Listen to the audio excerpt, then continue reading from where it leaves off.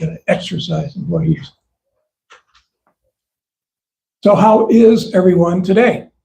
Amazing. Amazing. Somebody's amazing. Who's the amazing guy?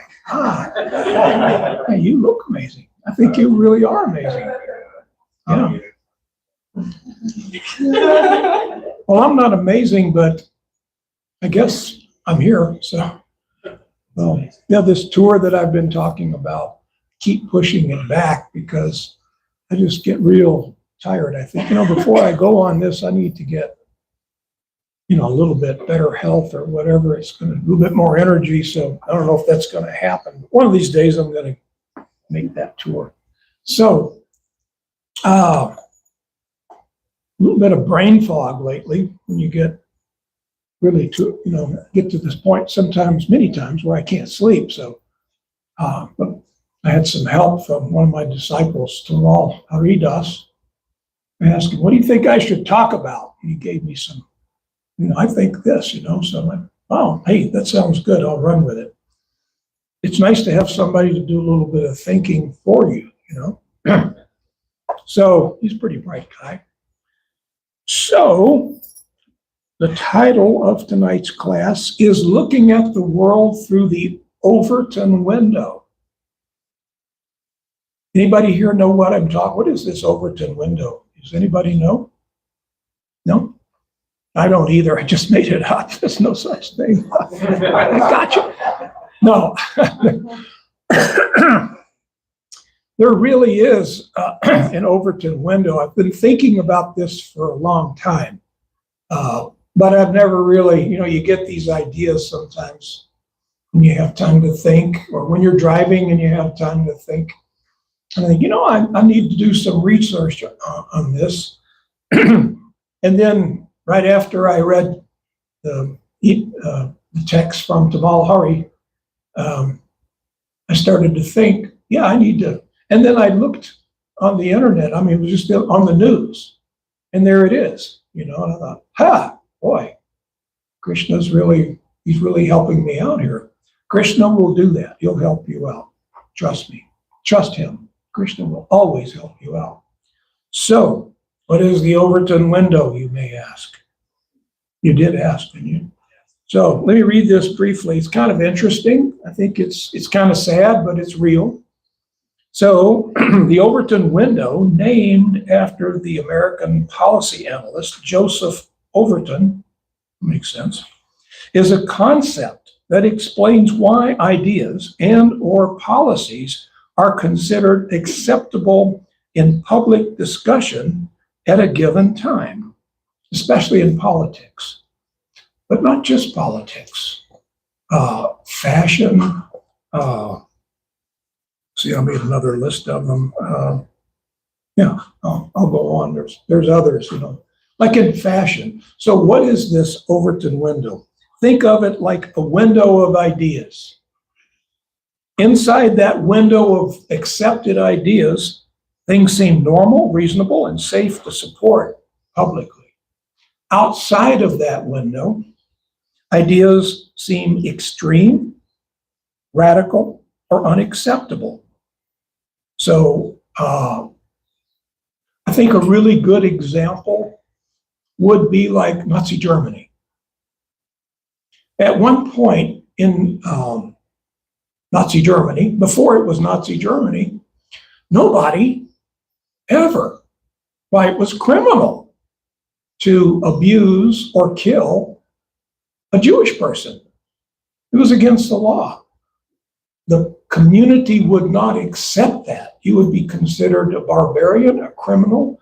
You would be imprisoned or maybe executed. And then along came a guy named Hans Schicklgruber, aka Adolf Hitler, and he started to talk badly about the Jewish people, but just a little bit at a time.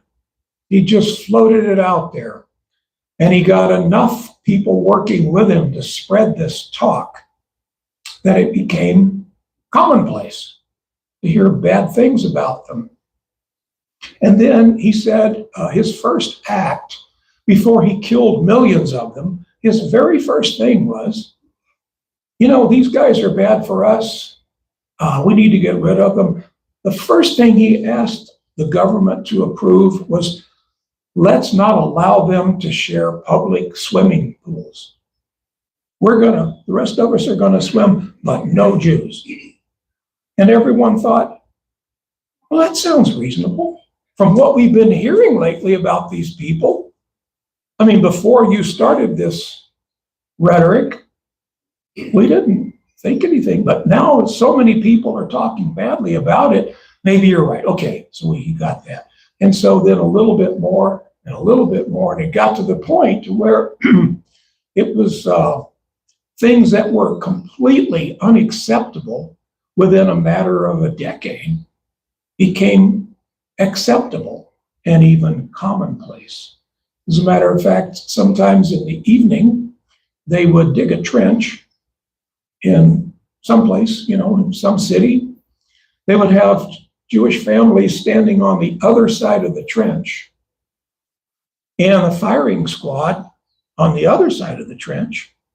And wealthy, connected ladies and gentlemen would sit at tables and sip their wine and drinks. As they watched them, the army would shoot them, men, women, and children, and they would fall into the trench. And then when they were all gone, the bulldozers would cover them all up. That was considered, but you had to know somebody to get tickets to an event like that. People wanted that. So it went from something that was not acceptable to something that was very much acceptable. So, abortion. At one time, abortion was illegal. Then it became legal. Legalization of marijuana and now psychedelics. At one time, if they busted you and you had a seed, they'd throw you in jail. You may be there for a long time. And now, so I forget how many states, 30 states or something like that, it's legal. Pretty soon it's probably going to be legal federally. They're even talking about legalization of psychedelics for certain, I forget what it is they're going to use them for, but can you imagine that? I mean, some of the older people here are probably shaking their head like, what are you talking about? Marijuana and psychedelics to be legal? We never thought, but here it is. So things cycle. So how does this happen? Here's the typical spectrum. Things start out as unthinkable. Something maybe unthinkable. Whatever, it could be anything. If it's murdering or genocide, it could be anything, right? It's illegal, it's unacceptable, unthinkable. Then it becomes, after enough people talk about it, it gets enough publicity, those who do it become radical. It was unthinkable, but now you do it, and it's radical. I wouldn't want to do it, he does it, but he's radical. After that, it becomes acceptable. I don't want to do it, but it's okay if you do it. Then it becomes sensible. Why so many people feel this way? It seems like the sensible thing to be for. Then it becomes popular because of the multitudes of people that are talking about it. And then it becomes policy. So this is the Overton window. Started out as unthinkable, and then it becomes policy. It also goes in reverse. It can reverse. It may be policy, then it reduces to just popular, and then sensible, acceptable, blah, blah, blah, and it fades away. And if you can look at life, you'll see that this has been going on all of our lives. So, in short, the Overton window isn't about what is true or what's best. It's about society, what society is currently willing to consider reasonable. If you're in a certain group of people, they may have a certain list of acceptable behavior that would not be acceptable if you go down the street or into another state.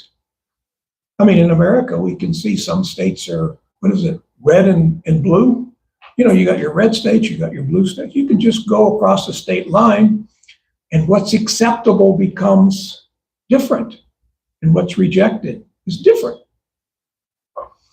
So we can see as eternal living entities, how can we wonder, how can we avoid the frustration and anxiety caused by this constantly changing material world? Perceived reality in the material world continues to be a moving target with such things as technology, fashion, politics, as well as accepted basic human values. What was unthinkable and therefore unacceptable yesterday could not only become popular, but policy tomorrow. This is the world that we live in. So, this is the material world that we live in. This whole thing sounds kind of frustrating, doesn't it? Why? Outside that door, look at what's going on out there. I'm not happy at all about that. Where can I go? Is there another country I can go to where it'll be better? Maybe today, but then they'll go through their cycle too, you see? So the answer is, we want to escape this. We want to get out of this material thinking. The material energy is not our friend. When we come to this material world, we come into a world of illusion, and it's temporary. The whole world is temporary. The illusion is there, and it keeps changing. You see how these things cycle? It's cycling. How can you fix it? There's always a group of people in our country or so many countries, and they're complaining about something that's going on in the country, and we want to get together and we're going to burn cars and storefronts, and we're going to change it. But the cycle is going to keep moving. You can't kill it. It's going to keep on happening. So you're probably wondering, what does this have to do with Krishna consciousness, right? I know I'm wondering, but want to talk about Krishna, or should we talk about the troubles of the world a little bit more? Yeah, Krishna's a lot more fun, isn't he?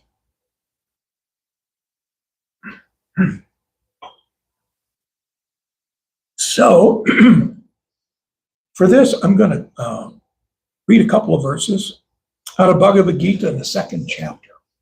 We'll start with verse 52. Krishna says, when your intelligence has passed out of the dense forest of delusion, you shall become indifferent to all that has been heard and all that is to be heard. Boy, let that sink in for a minute. With all this Overton window and all the garbage that's going on, and the fake news and the true news, and an inability to tell one from the other, and half the country saying the other half is wrong, and with all this going on, even without Krishna telling us, we should have the intelligence to realize, I'm not listening to any of you guys. I'm not accepting the red state or the blue state. We don't go for that. We're not affected by the cycles of the Overton window. We're not affected by it because we don't accept all this that's been heard and all that's to be heard. We don't care what society has to say. It's probably garbage. Because you're not going to tell me, you're not going to help me with the real problem that I have. All of this is a distraction. The real problem I have is that I'm going to die. Boy, what a downer. That's a buzzkill, isn't it? Why is he always talking about death? Because we're going to die. All of us will die. And you know what? If we're not really careful, we're going to take another birth. Now, some people say, well, how bad is that? I die, but I take another birth. If you take another birth, you're going to die again. In between that birth and that death is disease and old age. There's no bargain in this material world. You're not going to get out of here alive, and you may have to come back and do it again. And again, and again, billions and trillions of times. We don't want that, do we? Does anybody want that? Show me. Show of hands. I didn't think so. Nobody wants to come back here again and again and again. Let's go back but maybe if I have another life, I can do it better. I'll be a better person. No, you'll get caught up in whatever the Overton window is of that day, time, place, and circumstance of wherever you may happen to be at that time. You're not going to escape it unless you take shelter of Krishna consciousness. And then you rise above this. We need to get out of this world of duality. This one says that. That one says this. None of these people, how many people have you bumped into in your life or heard on the news or heard on the internet that's actually trying to solve that big problem that you have of death and rebirth? This is the problem. But the material energy distracts you. You're not working on the real problem. We don't care what these people do. None of them make any sense. Don't let them get you in the streets carrying a sign for a red state or a blue state. Don't go there. Don't fall for the illusion. They're all self-motivated. They're not motivated for you. Krishna and Krishna's representatives, his devotees, are motivated for you and your future. How many people do you think are really trying to help solve that problem that you have of an impending death and rebirth? Not a lot of them out there, but it's an undeniable problem. You need to seek out people that will help you with this problem. Forget the rest. Forget the other quote unquote problems that the world's trying to tell you that you have. Solve the main problem. Don't take another birth. Go back to Godhead. Go back to Krishna. Return to your home. Go back to your eternal relationship with God. Resume your on pause personality, your transcendental personality that you left behind when you decided to come here and check out this material world. And it's been a heck of a trip, hasn't it? I mean, not just in this lifetime. What if we could remember the billions of lifetimes? How many famines and wars and problems have we seen since we came into this material world? Innumerable. We've been here so long, it's almost like an eternity. We need to stop this. We need to get off of this merry-go-round, and we need to stop the repetition of birth and death. That is your only problem to focus on. The material world is going to continue to do what it's going to do. Believe it or not, but the material world is in control of some very capable hands. Krishna's in control, and he has a plan. It's not like Krishna sitting up someplace saying, oh my God, look what they're doing to the planet. Oh, I need to do something. No, he knows. He already knows that you're going to try to wreck the planet. He already has a plan. You don't need to try to save the planet. You can't save it anyway. What potency do we have? We can talk a lot. We can go in the streets and carry signs and make noise and burn cars, and we can do crazy things like that. We can make fools out of ourselves, but that's not going to change what's going to happen. There's approximately 427,000 years left in this Kali Yuga. And by the time Kali Yuga comes to an end, the material world is going to be bereft of so many things. It's going to be hard to find fresh water. It's going to be hard to find proper things to eat. It's not going to be a very good place. But Kali Yuga will end. And a very expert cleanup crew will come in here, tidy the whole thing up. It'll all be perfectly brand new and pristine, as we go into Sati. There's 4 seasons of this material world, and we're in the winter season right now.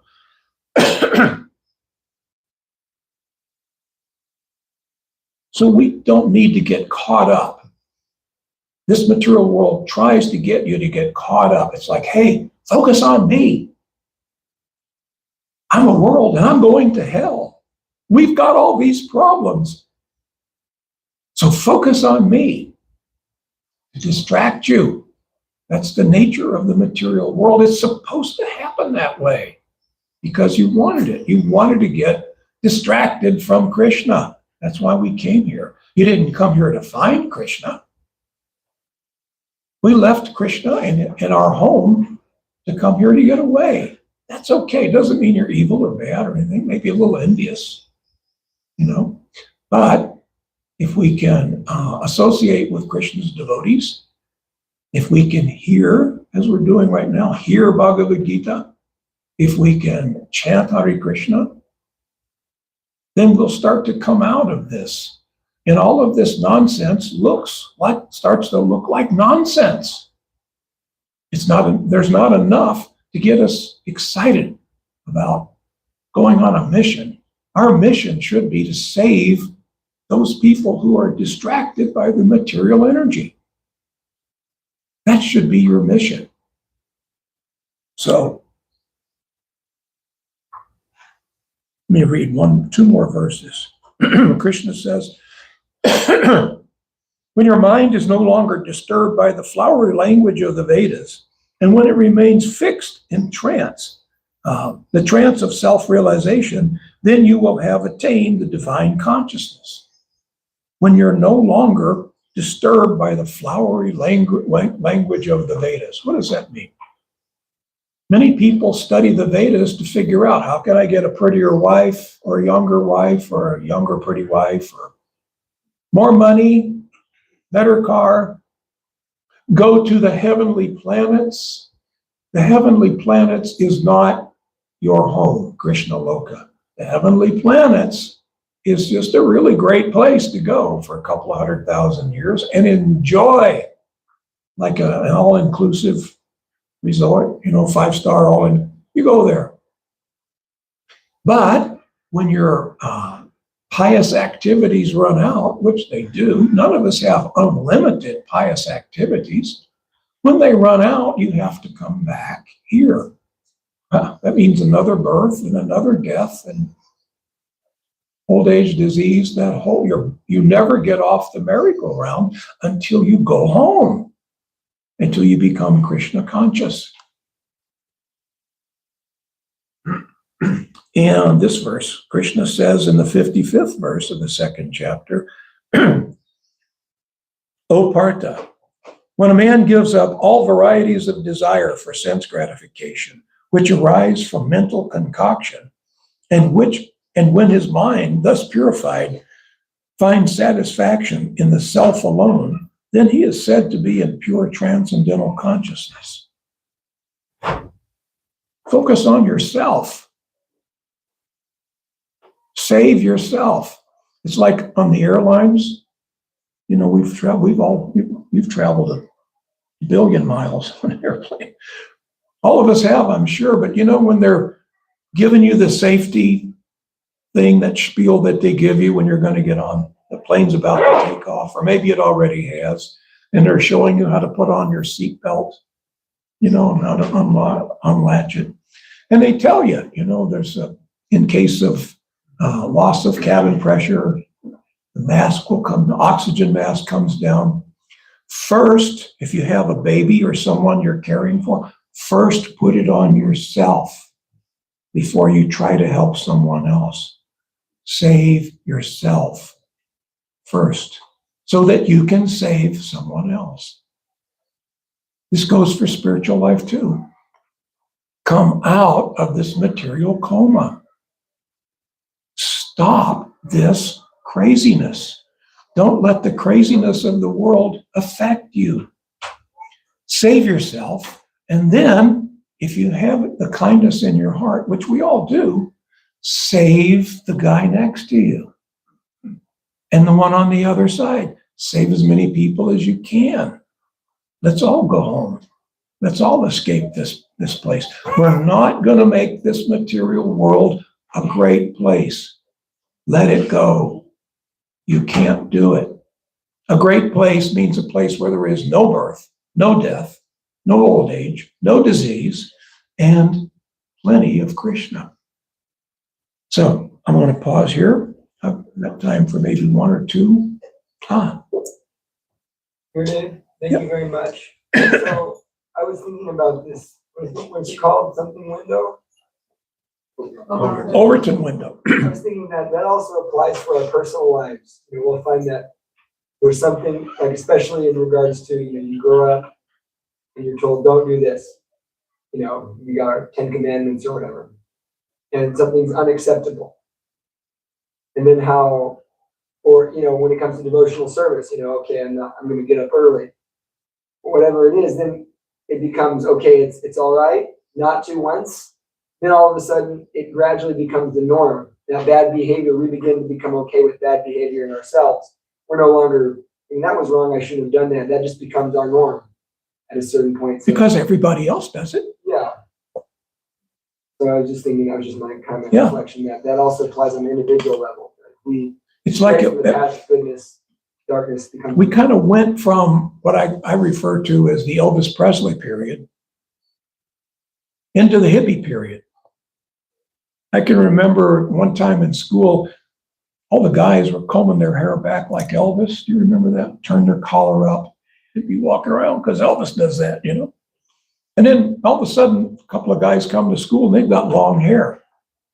Next thing you know, their hair is much longer and they've got a Jesus look going on with the beard. Well, that was really weird. Well, those guys were idiots. These crazy guys, they don't comb their hair like, Well, then after time, it starts to grow. More and more people are coming in with the Jesus look and the long hair and, faded jeans with the knees out. All of a sudden, for the first time, people started to wear T-shirts that said things. Most of my life, T-shirts never said anything. It was just a T-shirt. Then it started to, Led Zeppelin tour. I wear a Led Zeppelin T-shirt because I want you to know I'm a Led Zeppelin man. I wear a Beatles T-shirt, and I got people started to wear the Beatles haircuts, and then when the Beatles grew their hair out, everybody grew their hair out. So what was unacceptable at one point became popular, became hip, and then it got to the point that if you didn't look like Jesus, you were not hip. You had to have the beard and the whole thing going on. You see? Yes, Sureshwar Prabhu. Yes. In terms of the Hare Krishna movement and the Overton window, where would you say something about where we are in terms of acceptance, not acceptance, the whole cycle talked about? Where are we? Well, I don't understand. Where are we as far as devotees? As far as, the movement. Oh, the movement? As far as influencing people, like I'll give you a hint. Prabhupada said, first they will ignore you, then they will laugh at you, and then they will love you. So, in other words, he was encouraging us to just be real people, be real devotees. Just be Vaishnavas. Not try to hide it. Yeah. I say this a lot, and I'm going to say this, I'm going to continue to say it a lot. We, the International Society for Krishna Consciousness, we follow in the footsteps of Lord Chaitanya. Srila Prabhupada followed in his footsteps, and we follow in Prabhupada's footsteps. We are not trend followers. Lord Chaitanya was a trend setter. He wanted to change the world by giving you Krishna consciousness. Chant this mantra. So where are we? I'm not sure. I'm not sure how to answer that. Does the world love us? It seems like wherever I go, people seem to like us a lot. When I'm traveling, I get on a plane dressed like this and people seem to be okay with it. I can remember people kind of looking at you like, we can all, you're old enough to remember when we went out on the street, people would look at us like, whoa, who are these weirdos? The first time I saw devotees in 1968, I thought, who are those creeps? I got to go check these guys out. I was going to, but I got distracted by something. So, Give an example in Tucson. huh?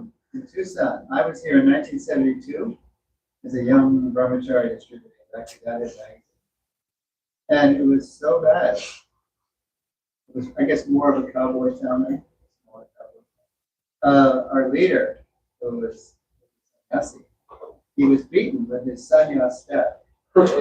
Some store owner came running out of the store, thought he was just weird, took his stick and started beating him with it. And the cops wouldn't help. But today, we're like, Govinda's restaurant is like a popular, very popular restaurant. Now we're hip. Yeah, in University of Arizona. So it's really, I think at least it depends on where you are in the world, But in terms of Tucson, Boy, that's a big turnaround for Tucson, isn't it? Yeah. I mean, many times when I'm traveling, I find people that they want to feed me. They want to buy me something to eat. We're waiting for a plane to take off.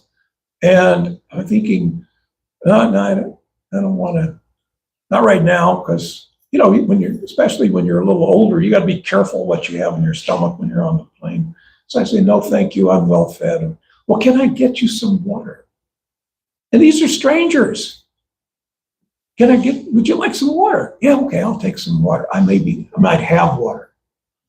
But it's okay, I can see you want to do something. So yeah, that's okay. You can buy some water. So where are we in that cycle right now? Right now, I think we're not only accepted, but the world sees us very positively. Will that change? I'm sure it will. Especially as we become more and more successful. At some point, we're going to become a big threat to somebody. But we don't have anything to worry about. We have Lord Nrsingadev covering us in all directions. We're following Lord Chaitanya's desires. We're going to be okay. It may get a little tough for us from time to time. That's okay. So, all right, great questions, and thank you all so very much. All glories to Srila Prabhupada. Hare Krishna.